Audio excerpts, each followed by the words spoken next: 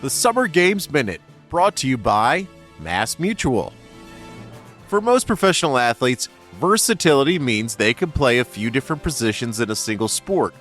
For Babe Dietrichson-Zaharias, versatility means dominance across the entire spectrum of sport. In the 1932 Summer Games in Los Angeles, Zaharias won gold in the 80-meter hurdles and the javelin throw, plus she got a silver in the high jump. Running, throwing, jumping wasn't enough for Babe, so she became a competitive billiards player, then jumped into professional golf, winning 10 major championships, all the while making a few pitching appearances in Major League Baseball spring training games. Mass Mutual understands the nuances in how women want and need to manage their finances. With quality product solutions and guidance, a Mass Mutual financial professional can help you plan for both short-term and long-term money goals. Learn more and get started at massmutual.com.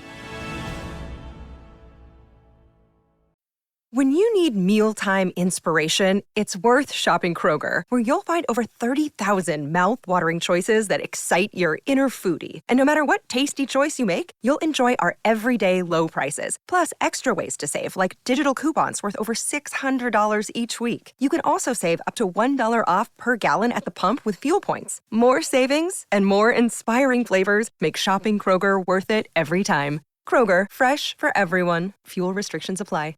Ryan Reynolds here from Mint Mobile.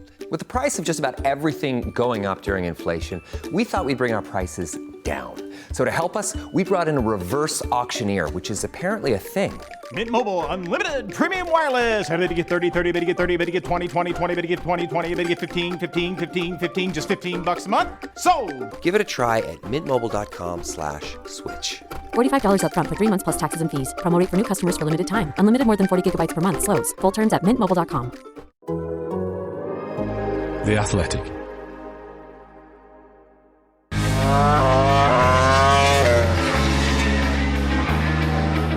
So, does it feel real now? We've just seen Marc Marquez take to the stage for a MotoGP launch, not wearing the orange of Repsol Honda, but the very unfamiliar on him grey and red of Gresini Ducati, as the 2024 season began in earnest with the launch event of the team that all eyes are going to be on this season.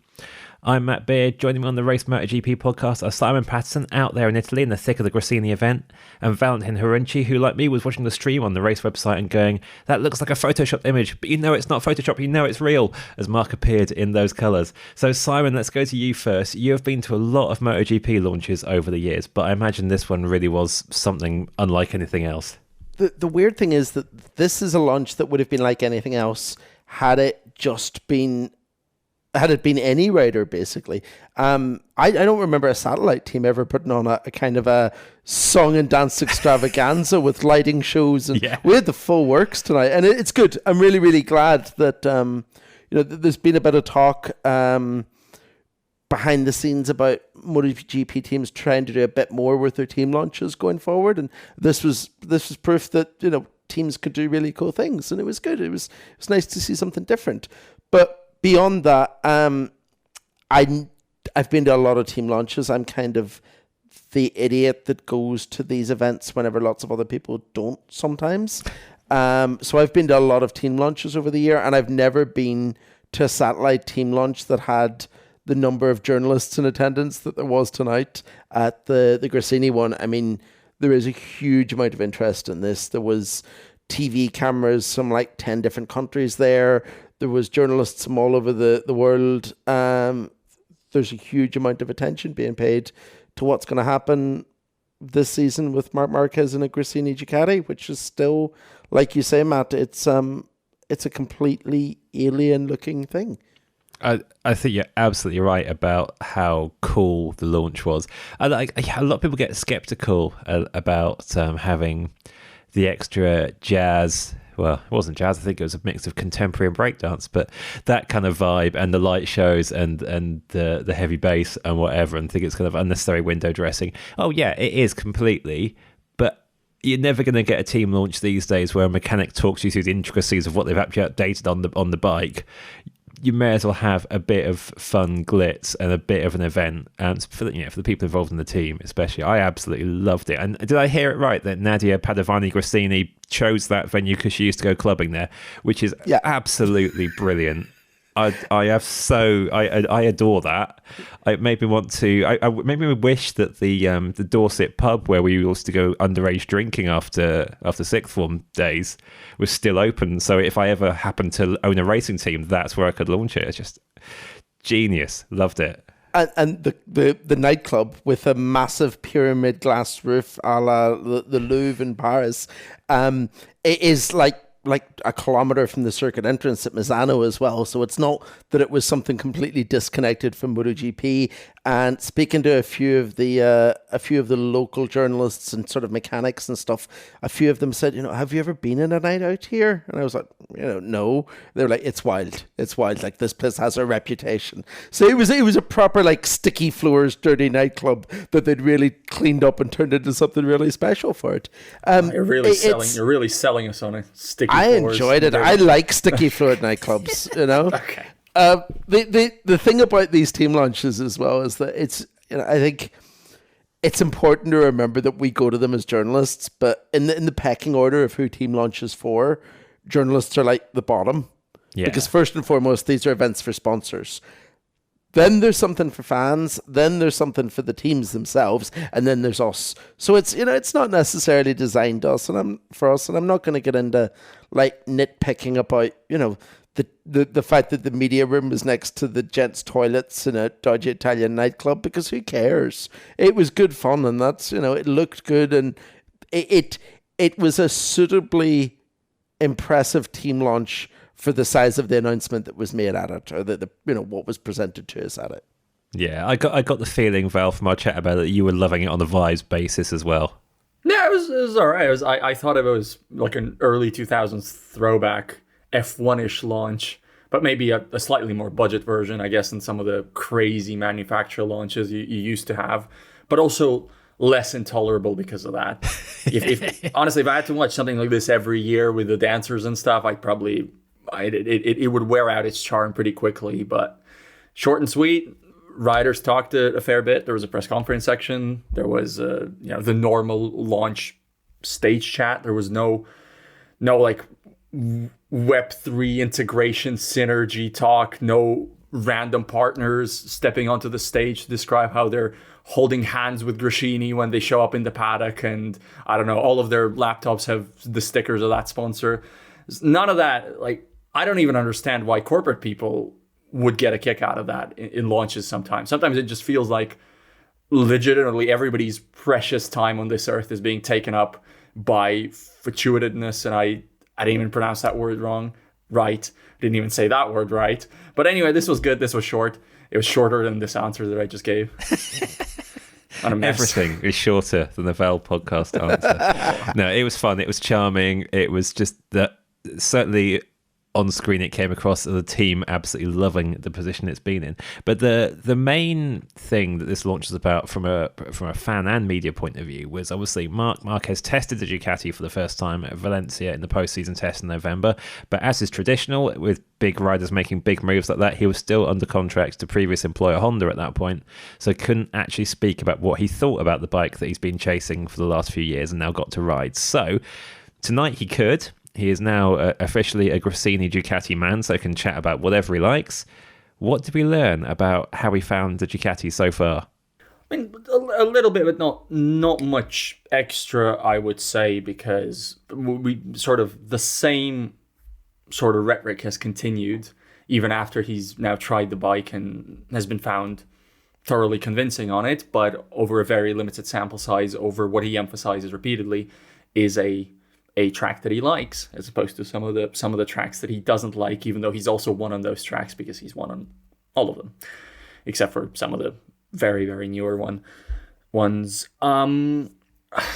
What have we learned is it is a difficult question, because it does feel like we've learned something, right? But at the same time, it feels like we're still waiting for the chips are down moment, which might not even be Qatar necessarily, which might even be the second round. So it certainly might not be preseason testing. We definitely took away more from the Valencia test and the ease with which the lap time was coming. I think that was more informative. That was the whatever big doubt removed. Can Marc Marquez ride a different MotoGP bike to the Honda? Yes, immediately. I mean, I guess that was obvious, but it's still nice to see it. Is Marc Marquez talking of himself as a title contender? We'll get on to that. He isn't, but that won't stop any of us, and it shouldn't, because we're here to be honest about what we think, and we're not writing a press release. We're discussing what we expect, and if it's wrong, so be it. But there's no reason to be too guarded now for us, or even honestly, I think for him, no huge reason. The biggest takeaway from me from what he said was that he kind of admitted that there is a riding style adaptation that needs to come, and that there's a bit of work to be done on that.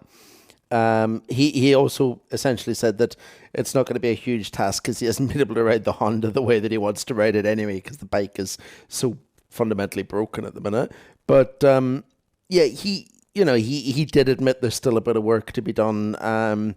I actually think that going to Sepang and Qatar, two circuits that he admits himself he isn't a big fan of, I think might help him.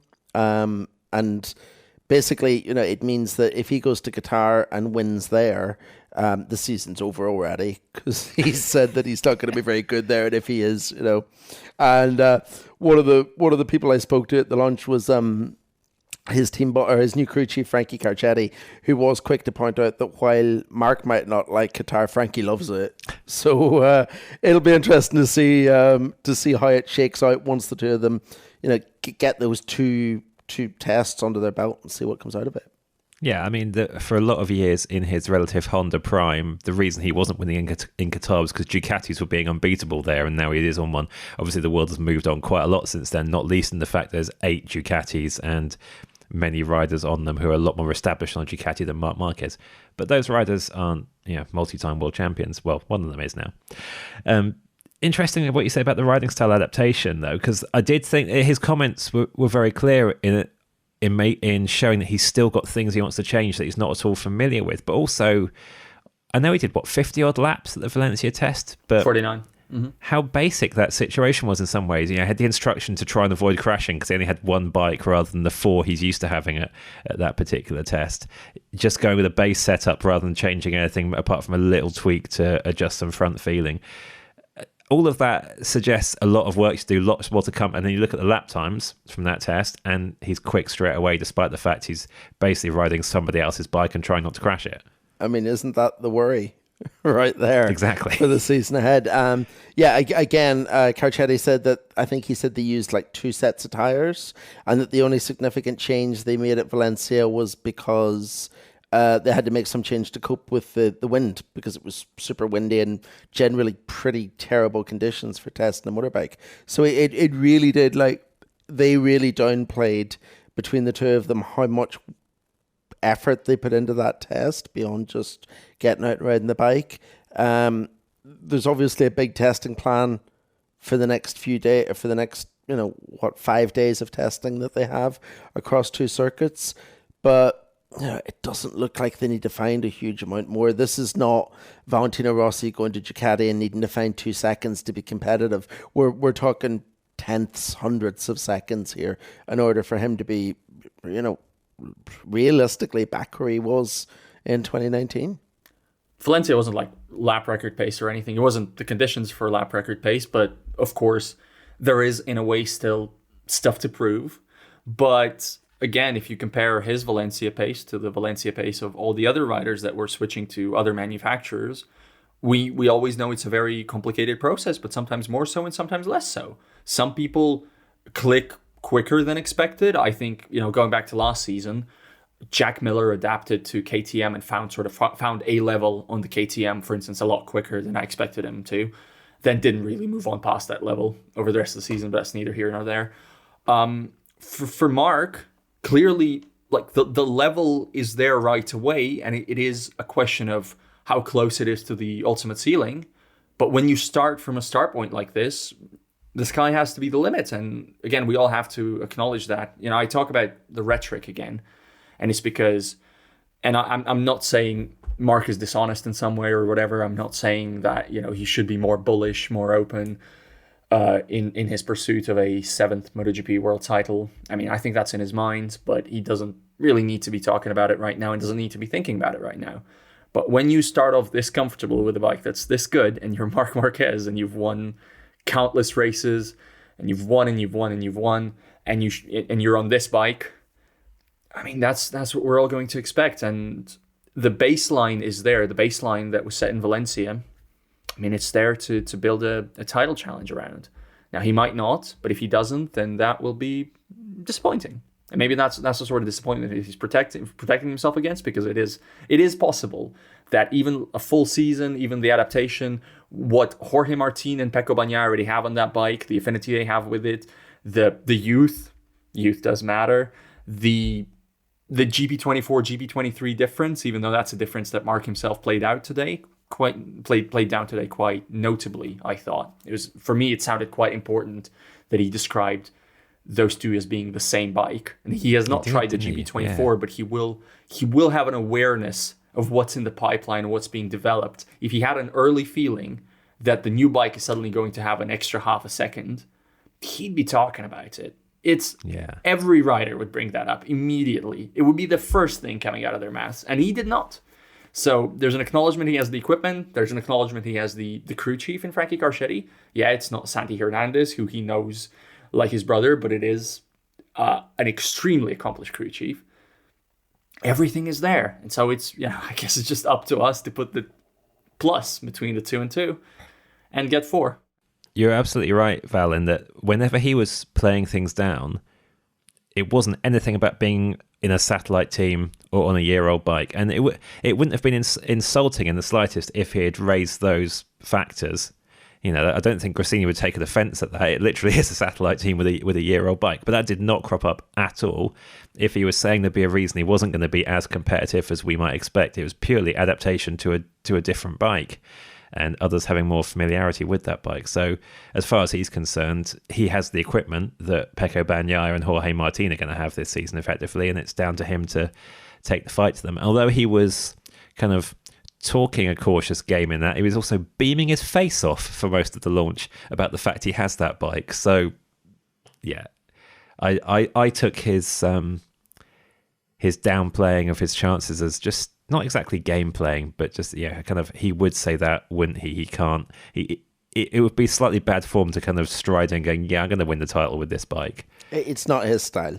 I agree, it is not his style, but also I think I should make a promise here. After having said all that, I think if there is a rider down the line who shows up to a launch and goes, I should be in title contention, and then ends up nowhere near, I will promise to not hold that against them. I'm happy to hear what they expect, and if they fall short of that, then it shouldn't be exacerbated by what they said necessarily. I think we need. It's not serious. It's not. It's sports. You can set the goal high, and you can shoot for the moon and end up not on the moon, and that's fine. That's part of it. And there will be riders over the course of this season of launches who say, I am expecting to go into this season fighting for the championship. I mean, it's not going to be unrealistic to hear that sort of language from Enea Bastianini, Jorge Martin, maybe even Fabio Quartararo if the Yamaha has improved significantly. It is, like you say, Val, it's sport. It's part of it. Simon, you mentioned chatting with Carcetti tonight. He's someone you know well, and you've rated his work for a long time with various riders. What sense have you got of how he's finding life with Marc Marquez so far? Well, their biggest bonding experience so far has been a particularly ferocious game of paddle yesterday. He admitted to me, Spanish kind of half squash, half tennis that all the Catalan guys love to play. Yeah. So they've been. I was sort of nodding along to that, going, I'm going to have to ask what that is because I have absolutely no clue, and you're just talking with complete confidence, like everyone. It's like when Val mentions this thing called the NFL, like everyone's heard of that. By the way, a game is starting in 5 minutes. Look at the sacrifices I make. Okay, we'll talk about that. Think tennis with solid bats, like. Oh, wow. Racket-shaped bats. Yeah, it's super fast and competitive. The guys all love it. It's a real catalog Matt, thing. it's what all the F1 drivers play when they don't play golf, which they do incessantly because they're all rich. So they've been enjoying that, but and they both came out to Riccione, to Gresini headquarters a few days ahead of the launch, just to spend a few days together and get to know each other a little bit better. But the thing that Frankie said that I think was the most important about their relationship so far was that he says it turns out that they're both quite similar in that they are completely and utterly obsessed with motorbike racing. So Mark will message him randomly about a data setting, and it will turn into an hour-long conversation because they're both obsessed with it. Nice. Which is also something that we heard him doing with Joan Mir quite a bit. You know, we know that Frankie built a really good relationship with Mir. They shared a love of being idiots in super fast go-karts together, which was kind of their bonding experience. But yeah, I think because they're both quite single-minded in how they go about things, I think that'll bounce really well off each other. It seems like it helps that Marquez has been quite open about going into the new crew chief relationship, talking a lot about how he's only heard good things about Carcetti. And I think it's kind of lived up to expectations so far. Frankie's old enough and experienced enough to know what he was getting in the Marquez package, and that has delivered as well. And, on a personal level, it seems like the two of them have clicked pretty well. And yeah, it's kind of all good to go. Now, we can actually hear Carcetti's own take on how things are going working with Marquez so far. Simon did grab him for a quick on-the-record chat at the launch about their first test together and his impressions of working with the six-time world champion on a personal basis in the last few months.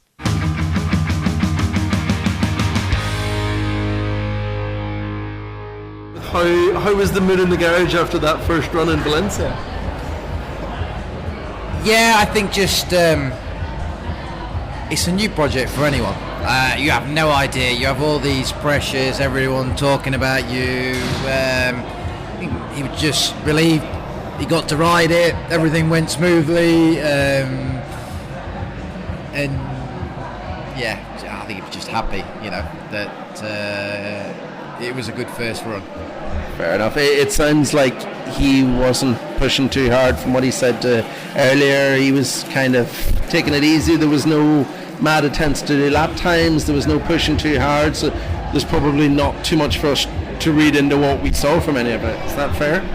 Yeah, I think it was almost a shame for us because we had a plan to try a few things and have a look, but the conditions were awful. So the only changes we made was literally for the wind, and you wouldn't ever do that normally on a race weekend, but we did it just for the conditions because you have one bike. Something goes wrong or anything, then it's our whole test wasted. So it was more just to give him a little bit of, not the fastest bike, but something that he could ride and feel and understand. So it was nice to come through smoothly from that. On the other side of it, it now means we go into Sepang with quite a lot of work, trying to understand what suits him, what he needs, because it's that Valencia test was very, very difficult, and I think we only used very few tyres. It was more just to ride around and get a basic feeling of the package. It sounds like the two of you have been in contact quite a bit over winter, spending a little bit of time together, just trying to build up that relationship and get to know each other. Yeah, I think not purposely done. I think I'm quite similar as well, and I eat, breathe, and sleep bikes, and a lot of it was to be prepared for Sepang. Because we weren't quite sure of what we may need or whatever. It's just a case of all the bits that we want to try ergonomically, not just bike setup, that we've got everything ready. Because it's like, people don't realise now these tests are fundamental, because when you go to Qatar and after 20 laps you go straight into qualifying mode, it's difficult. And that's the other thing. In tests, it gives you the ability to improve, and you can be fast in a test. But when you have to go to a completely different track and after 20 laps go banzai, it's a completely different world. You know, if you haven't got that bike set up, that feeling, familiarity, it's a lot tougher. Has there been any surprises yet working with him? Is there anything that's shocked you a little bit, or anything even just different from what you expected it was going to be? Apart from the paddle yesterday, no. We're just trying to understand each other. It's like any relationship, you try and get the positives, my side, his side, and come up with something that's balanced and that works. Fair enough. And finally, who's going to win the championship? If you do this interview at Valencia, I'll tell you. Thanks, Frankie. You know we love talking stats here at The Athletic. Here's one that's super simple to remember. Discover automatically doubles the cash back you've earned on your credit card at the end of your first year with Cash Back Match. That means with Discover, you could turn $150 cash back to $300. That's right, you could put it towards some memorabilia you've had your eye on or treat yourself to a premium sports network. You earn and Discover doubles. See terms at discover.com/credit card.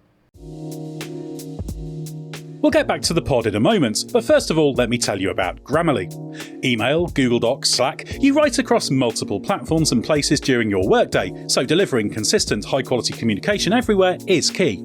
Grammarly is an AI writing partner that helps you get work done faster with high-quality writing for better projects, proposals, presentations, and more. Best of all, Grammarly works where you work, so you can get more done no matter what tools you use. As a journalist and podcast host, I'm constantly writing and rewriting copy and drawing up scripts. It's part of the job, and Grammarly helps make it faster. It's got some really cool features like tone suggestions to help you strike the right balance between direct and friendly in work emails. Plus, Grammarly has a ton of other great features like advanced spelling, grammar, punctuation, and conciseness suggestions to ensure your writing is professional, mistake-free, and clear. Get AI writing support that works where you work. Sign up and download for free at grammarly.com/podcast. That's GRAMMARLY.com/podcast. Easier said, done.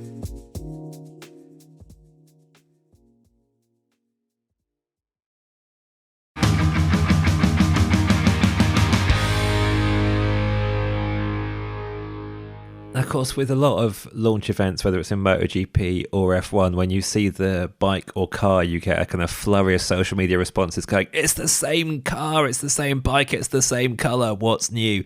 Now, and yeah, I often find that disappointing to see as well. In this case, I didn't really care because this was all about Marquez in those colours and Marquez talking. But we were expecting perhaps, or some people were expecting, a different look to the bike, given that obviously Marc Marquez is a long-time Red Bull-sponsored athlete. You'd expect Marc Marquez arriving would bring a whole host of new sponsors and commercial interest, but it still looks like the Gresini Ducati of 2023. So, Simon, you had chats with the people behind all of that on the commercial side at Gresini tonight. Why is it the same colour? I mean, the fundamental takeaway from the conversations that I had, mainly with team commercial director, sort of second in command, Carlo Merlini, who is a super honest guy, and you can ask these questions and he gives a good answer. I think a lot of us are not expecting Marc Marquez to stay at Gresini longer than a year, and that maybe includes the Gresini team as well, because they're being very careful not to damage the relationships that they have with sponsors that's been with the team for a long, long time, only then have to go back cap in hand the year after whenever Marquez leaves for KTM and takes all of the Red Bull money that he brought with him this season away again. From that point, it makes sense. If he'd signed a 2-year deal to this team, then I think we would have seen a bike that looks different, because you can take more of a risk then and look at longer term sponsorship options. But when everyone and their dog going to expects Marquez to be there for a season, I absolutely see why Gresini don't want to piss off the people that have been with them for years and years. They have a slightly odd sponsorship strategy compared to the rest of the MotoGP grid in that they don't have a title sponsor. They've got lots of little sponsors or smaller sponsors, which is, I guess a good thing and a bad thing. As Merlini told me, it means you can afford to lose one of them without it being a huge hit to you. It means you can, sub another one in fairly easily. But it also means, and this is the thing that kind of goes unsaid, it means that we talk about Pramac Ducati in the MotoGP Championship. We talked about Cryptodata RNF Aprilia last season. We only talk about Gresini. Their team branding, their team name, of which they are very, very proud, goes front and center in everything that we mention about this team right now. And that's not always been the case. Whenever you look back to their their previous glory days, it was a Telefonica Honda at the time. It wasn't a Gresini bike. Yeah. Whereas that isn't the case now. They take center stage in their own team because of this unusual setup that they have. I get why they don't want to be, for example, Red Bull Ducati or Estrella Galicia Ducati for a single season, and kind of upset the apple cart whenever they can make it work. And at the end of the day, we know that they're not paying a fortune for Marc Marquez. They're not paying a massive salary. If anything, they could have brought in all the sponsors that they had last season and be making more money this year because they're paying out less in wages. And there will be other revenue streams that come in that, I spoke to someone I know quite well tonight who sells VIP packages in the paddock. And they've offered a team experience deal with Gresini for like a decade. And he was telling me tonight that they sold out for the entire season in December. Yeah, I'm not surprised. And that's all extra revenue that's going to come into Gresini and as well, So for a year, why would you risk everything whenever you've got a strategy that's going to make you more money and is going to keep people who've been loyal to you happy?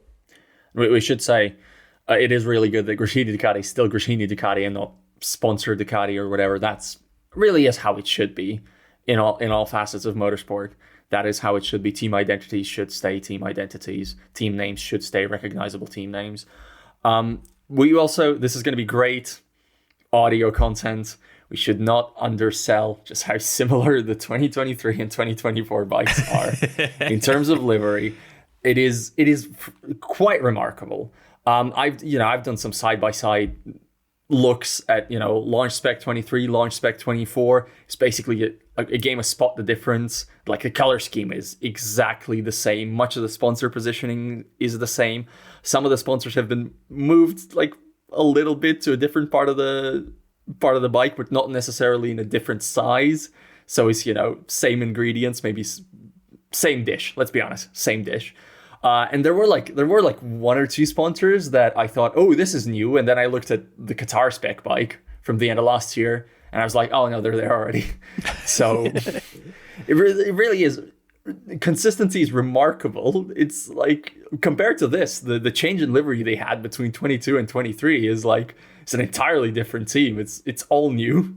It's crazy. It's making Repsol Honda look like it had significant livery changes between seasons by comparison. I was messaging Val constantly about how red things were or not because I just kept squinting at the pictures going, are the legs on the leathers more red? Have they put more red bits on the side? Do they make it a little bit more Ducati-ish? Should Ducati get a bit more credit if he starts winning everything? But Val's like, no, just imagining all of that.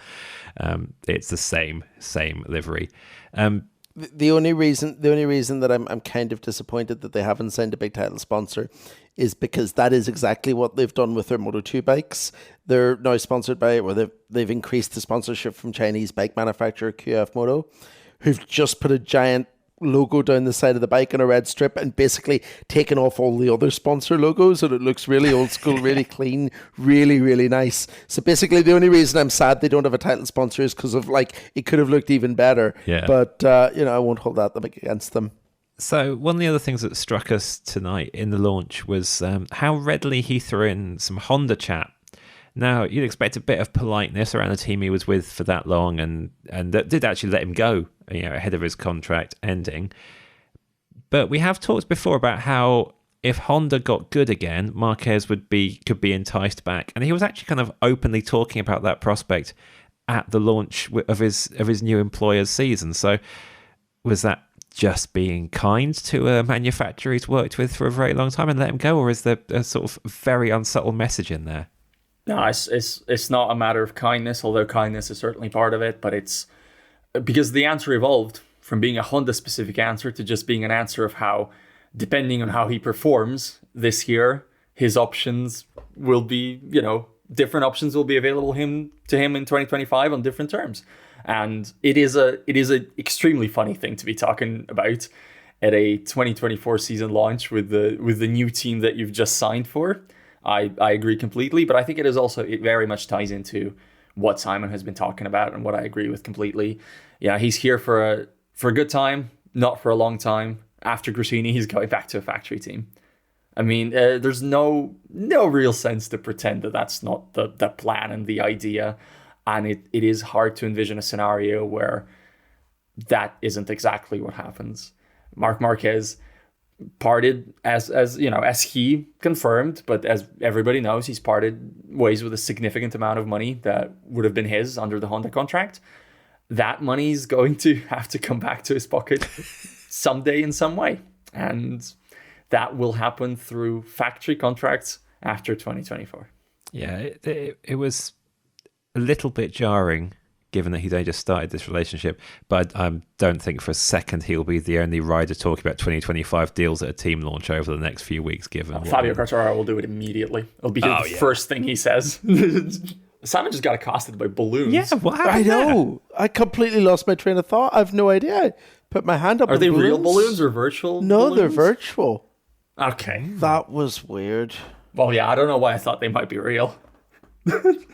Happy birthday, I guess. It's my mum's birthday tomorrow, but... Happy birthday, Simon's mum. Simon's travel situation is such that he's doing this podcast having slept for 2 hours, got up at 5 a.m, then travelled non-stop from then until this nightclub thing happened, and then did a podcast at what now is approaching 11 p.m. local time for him. So I thought he might just hallucinate balloons on his screen in a way that appeared to us as well. But I genuinely lost my train of thought because I thought I was hallucinating the balloons. I was going to make some sort of Marc Marquez point, but So basically, what I was going to say was before that was weird. Was that if anything, at least he's being honest. Yeah. The fact that he's openly talking about a Honda return, and the fact that Gresini are openly saying we've not signed sponsors that he told us to, in case he buggers off again, means that there's obviously a fairly open understanding within the team of what this is. And that's not a bad thing. That's much better than, stringing them along until the penultimate round of the season and then pulling the rug out from under their feet like he kind of did to Honda in 2023. So... yeah, it's let's call it personal growth. Ryan Reynolds here from Mint Mobile. With the price of just about everything going up during inflation, we thought we'd bring our prices down. So to help us, we brought in a reverse auctioneer, which is apparently a thing. Mint Mobile Unlimited Premium Wireless. How to get 30, 30, how to get 30, how to get 20, 20, 20, how to get 20, 20, how to get 15, 15, 15, 15, just $15 a month? Sold! Give it a try at mintmobile.com/switch. $45 up front for 3 months plus taxes and fees. Promo rate for new customers for limited time. Unlimited more than 40 gigabytes per month. Slows full terms at mintmobile.com.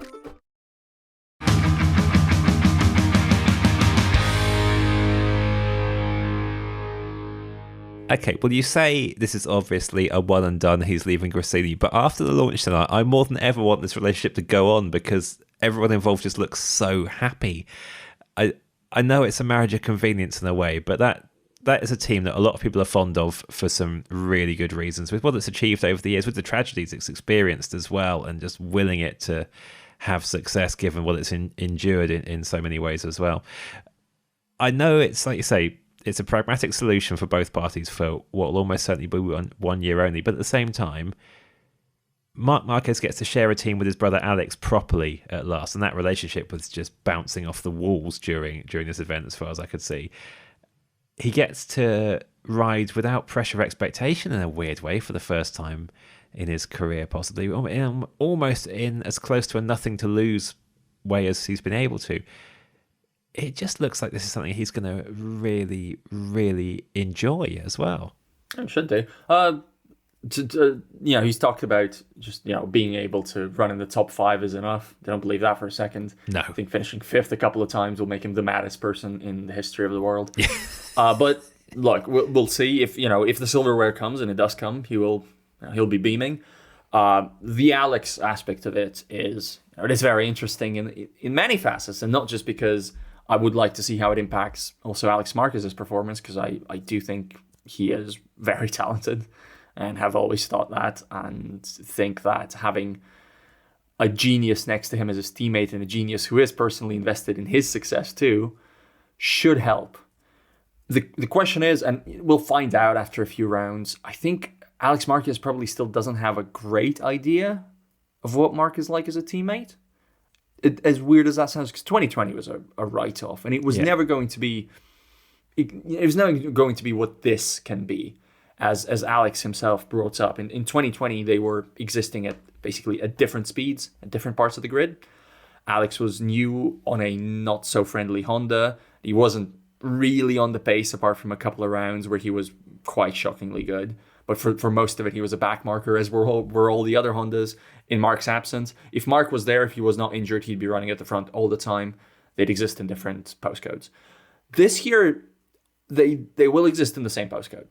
I am fairly confident of that. I am maybe not as bullish about it as Alex and Marc have been today, where Alex suggested that he maybe should be ahead to begin with, and Marc said that when Marc was asked quite the lovely question of which one of you is going to win a Grand Prix first, Marc was like, well, Qatar I don't like, so in Qatar, if it's Qatar, Alex has a better chance, which I semi-believe, I guess. Alex Marquez can win a Grand Prix, just Marc Marquez will win a Grand Prix. It's going to be an interesting dynamic, because we'll see how it, they're clearly, they are ridiculously close. And I don't say ridiculously as in, is that something bad? They are heartwarmingly, wonderfully close in what is a cutthroat, difficult world that doesn't always do great for interpersonal relationships, because there's no time for that and all the individual interests. And they care about each other very, very much, very clearly. As do some of the other brothers in MotoGP, but that's besides the point. But it's going to be a long season for everyone, and they'll be fighting for similar pieces of real estate, and Marc will have his own stuff to worry about, and maybe Alex will expect something that he's not getting, some kind of cooperation that he's not getting. We'll see. It's going to be an interesting test of them as teammates, certainly. I don't think they're going to be not on speaking terms or anything like that. I don't expect that, certainly. But I think it will be interesting to see whether that brotherly, ultra-close relationship can be translated into a tangible, positive resource on track, if that makes any sense. I mean, for me, the most interesting part of this dynamic is off the track. I think that Alex Marquez is really good for Marc Marquez. He brings out the best in his brother in terms of his kind of off-the-bike personality. It's almost like Alex is like the de-stress tool that Marc has. He's a calmer person around his brother.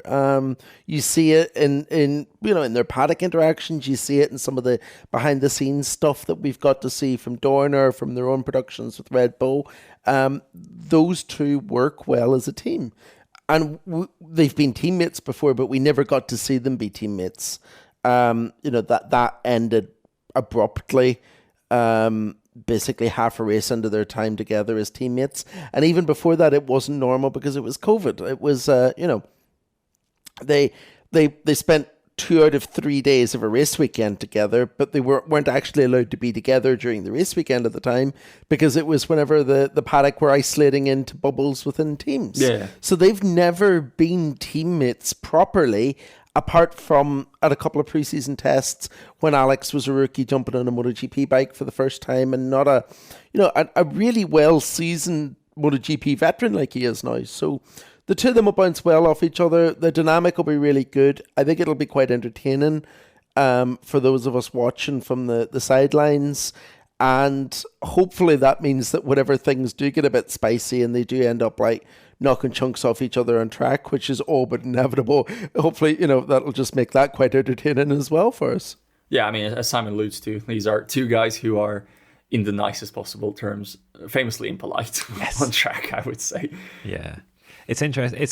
I'm really fascinated to see how this element goes. I don't see it turning to friction because their relationship is just so lovable to watch. Marc has always come across as Alex's biggest fan in a really, really genuine way. And I don't want to underrate Alex. He has won Moto3 and Moto2 titles. He has been competitive in many MotoGP races as well.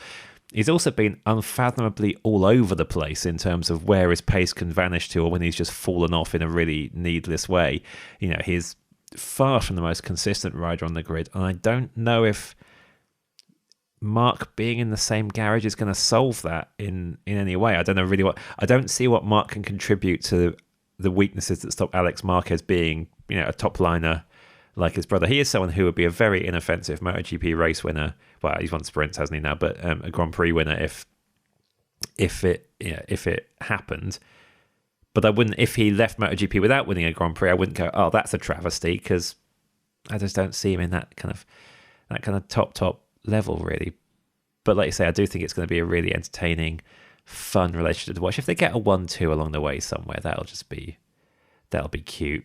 Yeah. But it'll be Marc ahead if that happens, certainly. Unless the title's already sewn up by that point. Oh yeah, you could hand one to him, couldn't you? I can see that. You say that, but there is now, we have now established a precedent of a surprise Gresini performance whenever we go to Qatar. We've done it 2 years in a row, so. And Bastianini did it. Fabio Di Giannantonio somehow did it. There is precedent. Let's start the Alex Marquez for opening win of the season campaign right here. I'm all for that. He could do it. I'm not being facetious or anything. It's possible. No. He genuinely could as well. That is the thing. Yeah. And that's I think Alex is one of those guys who will, I don't want to say lock himself into a race win this season, but things will align right for him at least once, the way that they did for Di Giannantonio, for example. Because he hasn't got the talent to win a MotoGP World Championship, but he has got the title to be the talent to be an occasional race winner. 100% he does. I think whatever happens from here, we're going to be in for some really lovely emotional stuff as Marc Marquez gets back to the front in MotoGP, as Gresini tastes the sort of success it hasn't had chance to ever before, really, even in its greatest days, and as Alex Marquez gets sort of towed along the slipstream of it all, doing endearingly goofy things with his brother and potentially winning a Grand Prix or two along the way. I really like the idea of this all going really well. If it doesn't go really well, that's a massive story in itself. It could be a very sad one in that we realise Marc Marquez isn't the rider he used to be. I don't think we're going to find that. It is a chance for everybody else who's been winning races and titles in his kind of competitive absence to show whether they were just pretenders or whether they have actually surpassed this now much older guy. Well, not even actually that much older than some of them. Geriatric. Absolutely. Relatively MotoGP. Ancient. Geriatric. But yeah, it's good to the launch looked like an awful lot of fun from a distance. I think Simon had fun there. It's been fun to talk about on this podcast. Simon is now heading straight off to another part of Italy for another launch. You've got Ducati, followed by VR46, followed by Trackhouse. In this week alone, we'll be doing 2 more podcasts during that one, covering Simon's Ducati and VR46 antics, and another one from Trackhouse's American festivities as MotoGP's newest team makes its official debut. Thank you for your company on this one, listeners. I hope those of you who are not Marc Marquez fans, I hope you've kind of managed to bear with us through this outpouring of positivity about how excited we are for him on a Gresini Ducati. Love him or hate him, this is going to be an enormous story. Thank you for listening. We'll be back in your ears very soon, fresh from Ducati and VR46 launches.